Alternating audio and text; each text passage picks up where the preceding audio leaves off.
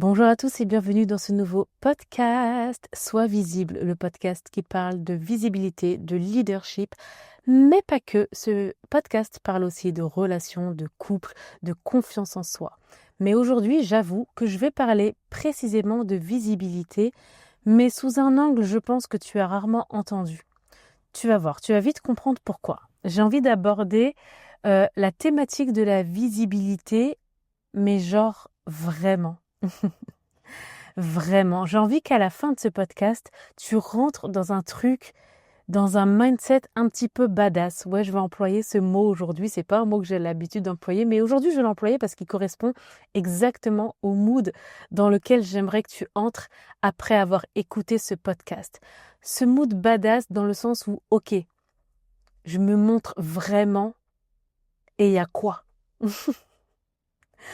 Voilà, je me montre vraiment et à quoi? Parce que parfois on a l'impression qu'on est déjà un peu visible, qu'on ose déjà un petit peu se montrer, mais en vrai de vrai, on reste quand même caché. On croit qu'on se montre, mais on reste quand même caché. Et je vais m'expliquer dans ce podcast.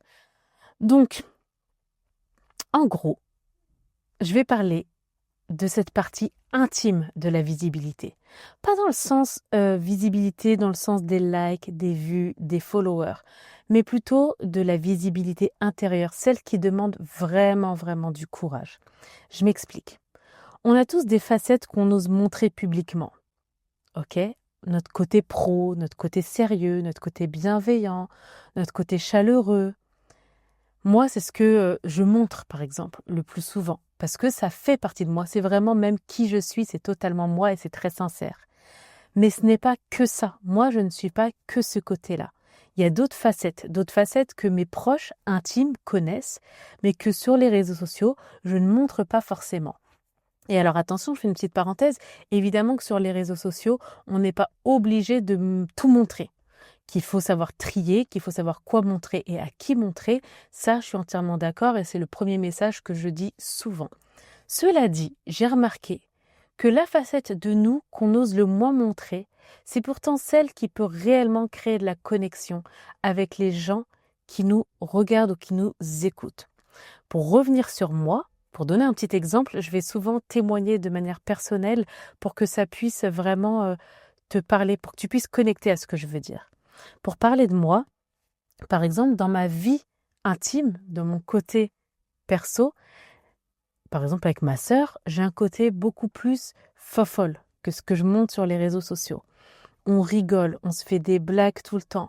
On a un côté aussi un petit peu justement badass, je me la raconte, ça c'est pour nous auto-booster, pour nous motiver. Et ce côté-là, je l'ai avec mes proches, je l'ai aussi avec mes élèves, parce que quand on crée des coachings, dans mes coachings de groupe, avec mes élèves, c'est vrai que je monte ce côté un petit peu, ok, on se la raconte, parce que j'ai envie d'emmener mes élèves dans ce côté-là d'elles-mêmes qu'elles n'osent pas être pour justement les aider à faire ressortir qui elles sont vraiment au fond.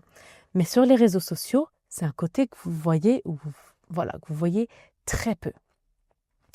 Avec ma sœur, on a aussi un petit côté légère, avec beaucoup d'humour, parfois un petit peu bébête. Bref, on est 100% entière entre nous.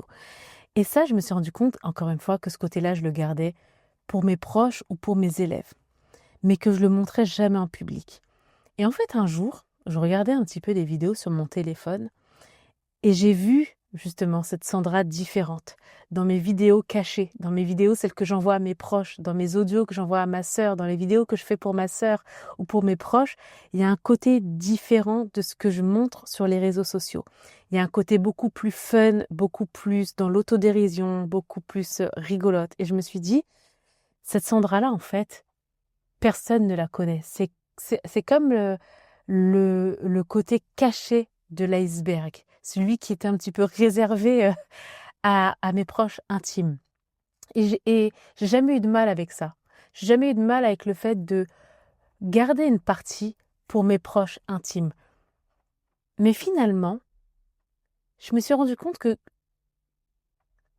mes proches me connaissent vraiment et m'aiment vraiment parce qu'ils me connaissent dans mon entièreté.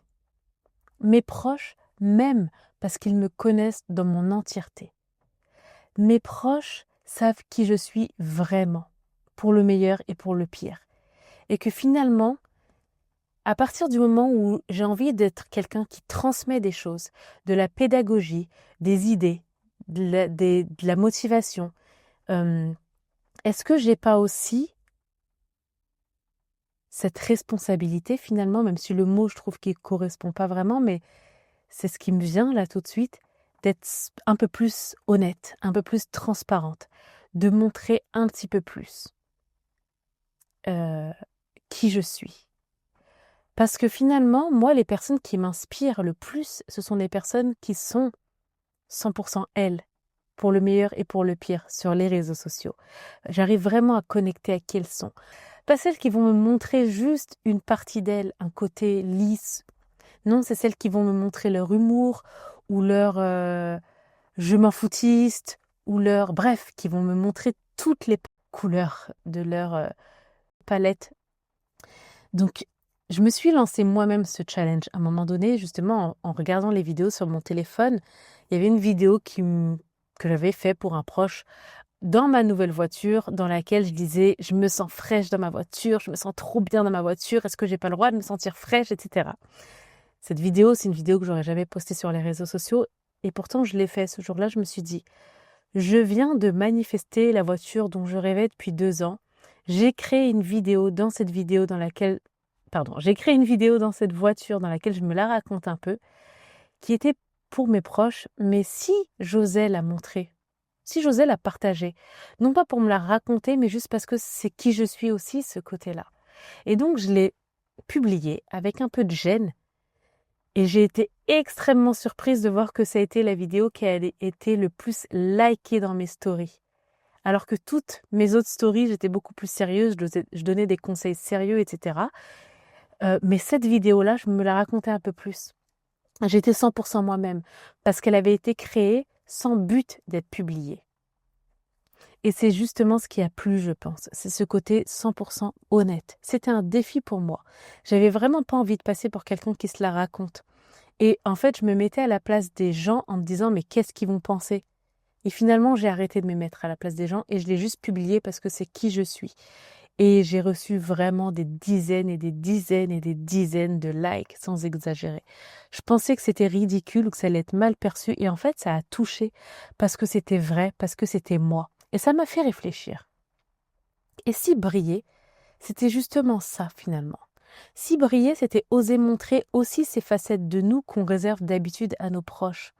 Si briller, c'était oser révéler notre entièreté malgré la peur d'être jugé. Je crois qu'en fait, la vraie visibilité, c'est pas seulement se montrer sous notre meilleur jour, contrôlé, c'est aussi d'accepter d'être complet. Si ton truc, c'est l'humour, même l'humour noir, le sarcasme, si dans ton quotidien, t'es un peu comme ça, pourquoi tu ne le serais pas plus dans tes partages, dans tes posts, dans tes stories, dans tes publications? C'est ce qui fait que tes proches t'aiment, c'est ce qui fait que ceux qui connectent avec toi dans la vraie vie t'aiment. C'est ce qui fait que ceux qui ne t'aiment pas et ne font pas partie de ton cercle. Est-ce que c'est pas finalement ce que tu as aussi envie d'attirer sur tes réseaux sociaux?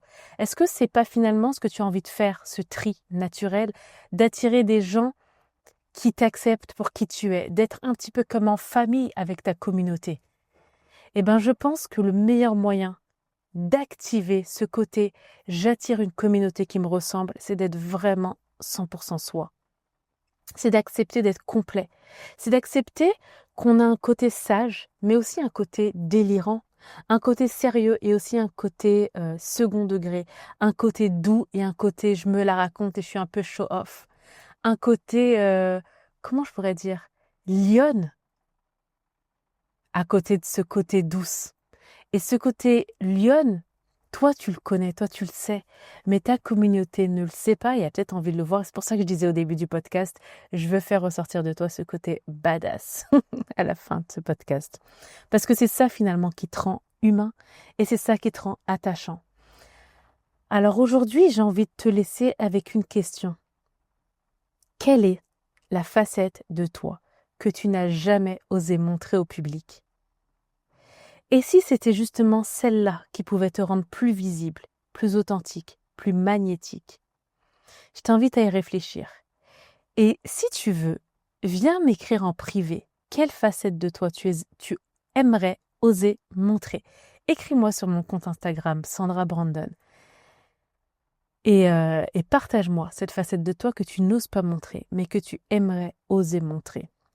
Merci d'avoir écouté cet épisode et rappelle-toi que ta visibilité ne dépend pas seulement de ce que tu fais, mais de qui tu oses être pleinement. À très vite pour un autre podcast matinal.